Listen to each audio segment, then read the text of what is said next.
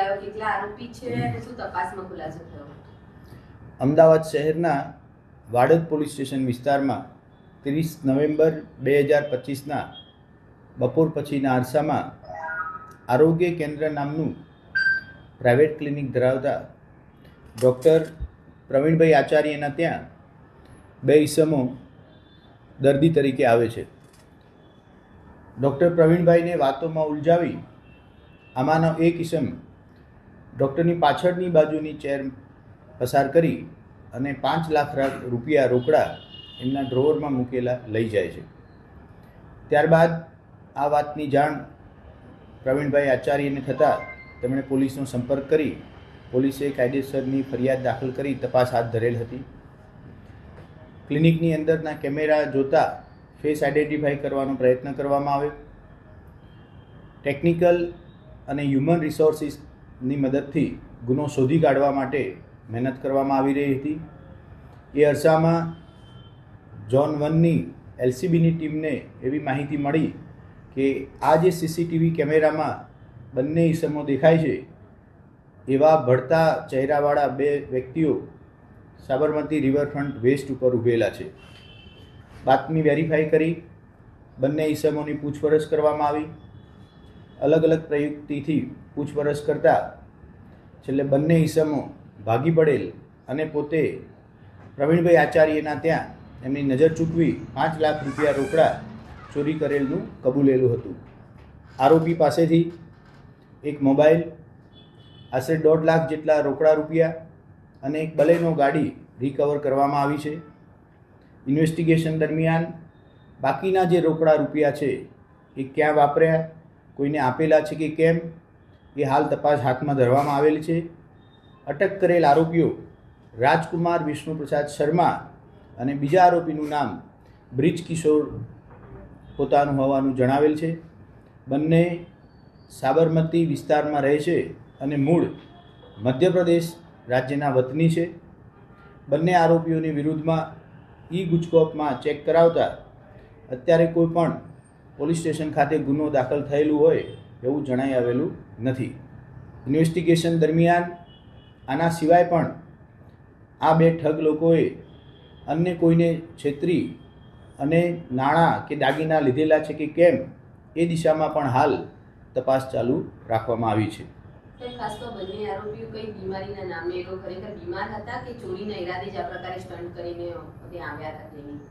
બંને આરોપીઓ એમાંથી એક આરોપી જે દર્દી તરીકે ડૉક્ટર પ્રવીણભાઈના ત્યાં ગયેલ એ પોતાને કમરમાં દુખાવો થાય છે એવું બહાનું કાઢી ડૉક્ટરને વાતોમાં રાખી અને એમની દુકાનમાંથી 5 લાખ રૂપિયાની ચોરી કરેલ છે.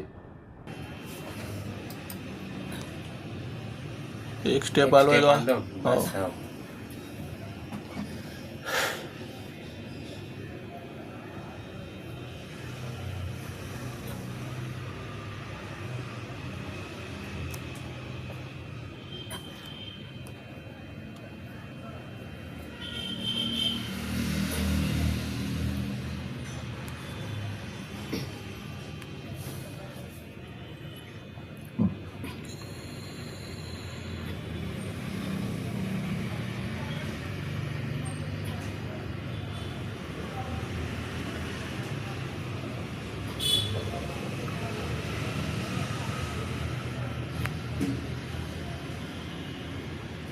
नहीं लगती है, खुला चेहरा थोड़ा हुआ લાભ મળી ગયો.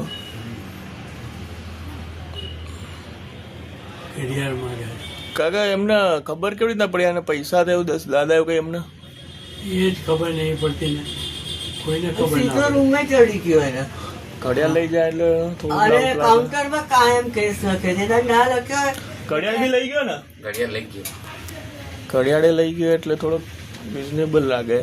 पहला घड़िया कढ़ाई तो घड़िया में तो पैसा देखाई दिया હા હા બસ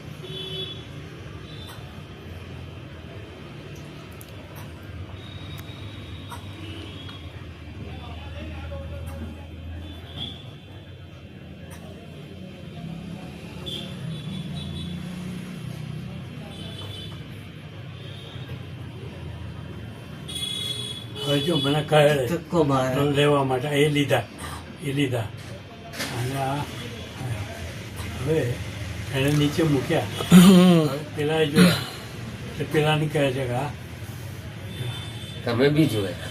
હા મેં નતા જોયા. મેં આપી દીધા તારે ખબર. ફરિયાદ બી લઈ લીધી, ખિસ્સામાં લઈ લીધી.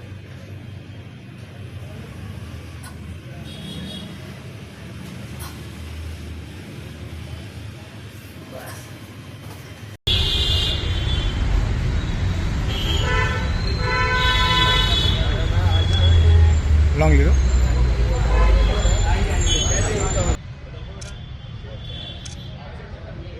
આ પતે જાય એટલે ગયો પછી આપણે નીચે જુઓ.